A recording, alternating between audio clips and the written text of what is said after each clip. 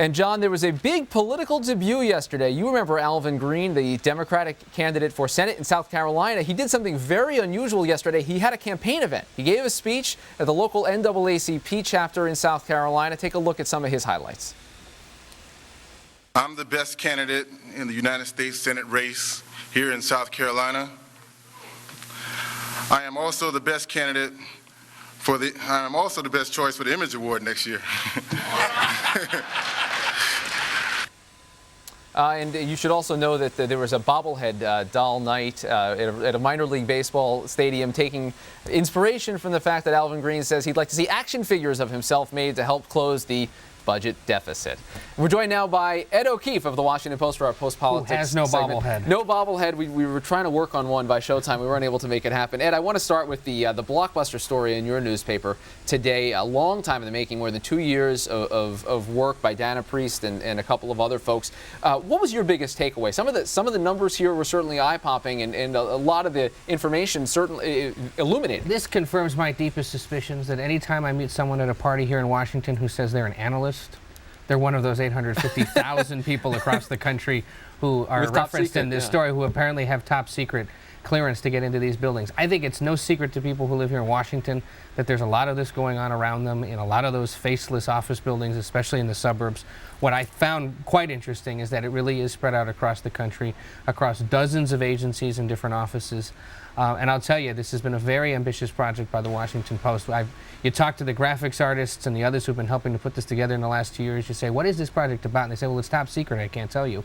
And in reality, it's really been top secret and all about this massive intelligence operation.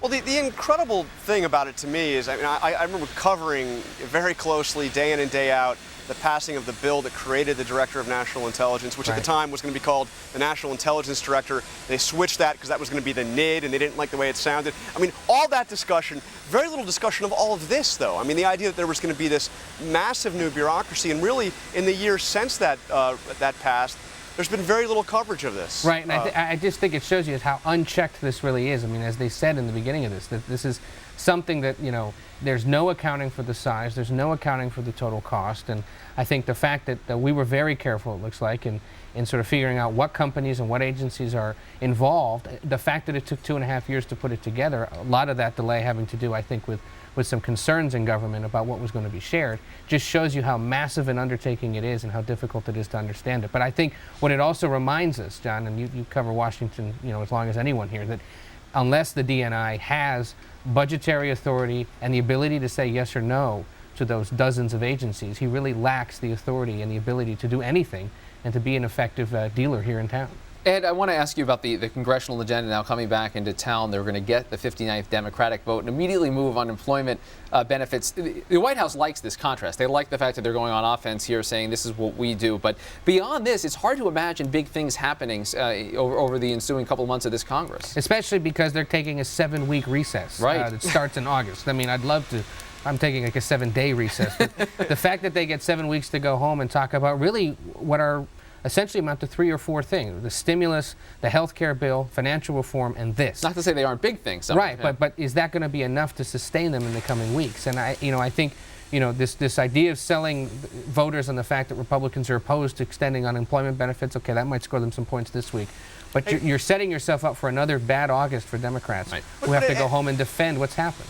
But Ed, why did the president come out today to call on Congress in his most forceful statement on this yet to extend these unemployment benefits when we all know they're going to be extended tomorrow? Well, you and I know that, and I think they're just trying to score some points into the evening newscast tonight to remind those swing voters who may not be as plugged in that this vote is happening tomorrow and the Democrats are going to vote for it, but Republicans may not. I think it's an easy way to score some cheap, easy political points. This is a White House who loves to do that, and they're taking advantage of it. Easy indeed. Ed O'Keefe from the Washington Post, Post-Politics. We appreciate your time. Thanks for being here.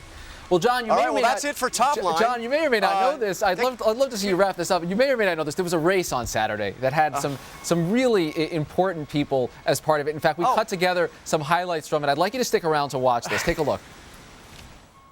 It's okay. I've tried to reassure Rick. Everybody finishes. You know, just gotta. It doesn't matter how you get across the line, just as long as you finish. He's gonna be okay. He'll be good in his age group. I'm really excited for Todd. I think he's a real strong contender. Off, John, good.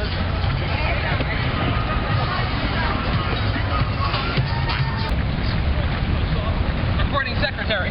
Ha! Klein winning. Carl behind. This is all about the ABC team. Yeah, Right. it was about Solid, teamwork. man. Solid. And I do think John did well in his age division, and it was good. You know, everyone was happy. You know, no medical alerts. I'm proud of you, Rick. You finished. As I was passing him, I said, "Top line starts right now." Who won? Who won? Of us? I don't remember. It doesn't really matter. It's all one team. Well, in the interest of fact checking, I went ahead and got the official race results, and this is called reference to the National Press Club 5K.